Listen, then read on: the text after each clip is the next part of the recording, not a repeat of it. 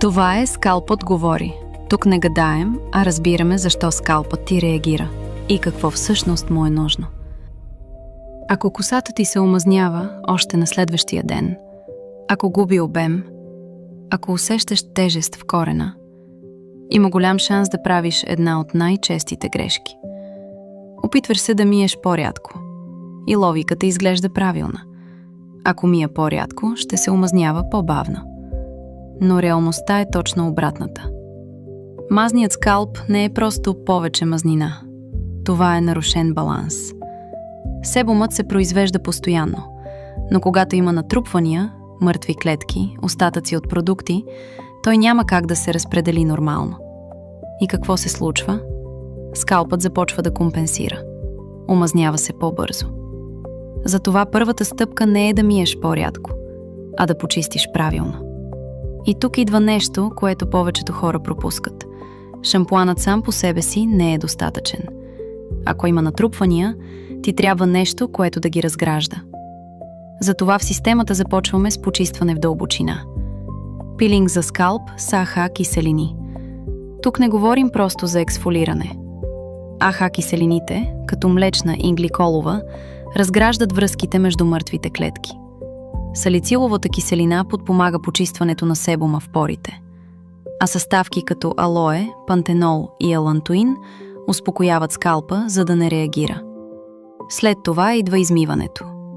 Но не с агресивен шампуан, а с шампуан, който почиства без да дразни. Тук имаш два подхода според състоянието. Ако има мазен пърхот или по-силен дисбаланс, шампуан като лавър и черен кимион. Лавровото масло и черният кимион имат антимикробно действие. Зелената глина абсорбира излишния себум, а растителните екстракти подпомагат баланса. Ако целта е по-дълбоко почистване и освежаване, ментол с балтийски бор и хвощ. Ментолът стимулира микроциркулацията, борът и хвощът подпомагат регулацията, а комбинацията с цинк и глина подпомага контрола на омазняването. Но тук идва нещо важно. Ако спреш до тук, ефектът ще е временен. Затова след измиване идва балансът. Лека грижа, която не омазнява.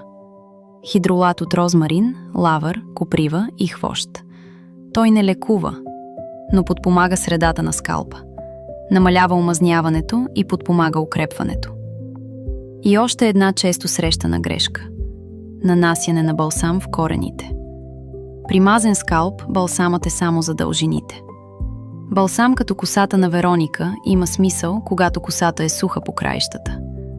Съдържа масла като гроздови семки и кайсия, протеини и пантенол, но това не е грижа за скалпа. И ако имаш косопат или нужда от по-силна грижа, може да добавиш серум за скалп. Но тук има правило. Серумът се използва преди измиване. Съставки като кофеин, коприва, амла, брами подпомагат микроциркулацията и фоликулите. Но ако го нанесеш върху непочистен скалп, ефектът е ограничен. Затова системата винаги е почистване, измиване, баланс, допълнение при нужда. Има и нещо важно, което трябва да кажем ясно. Тази система не е за всеки. Ако скалпът ти е мазен, но усещаш силно опъване, ако има чувствителност или раздразнение, това може да е дехидратация, не класически мазен скалп. И тук подходът е различен. Запомни това. Мазният скалп не се решава с по-рядко миене. Решава се с по-добро разбиране и по-правилен подход. Ако се разпознаваш в това състояние, започни с почистването. И наблюдавай как реагира скалпът ти. В следващите епизоди ще разгледаме и останалите състояния.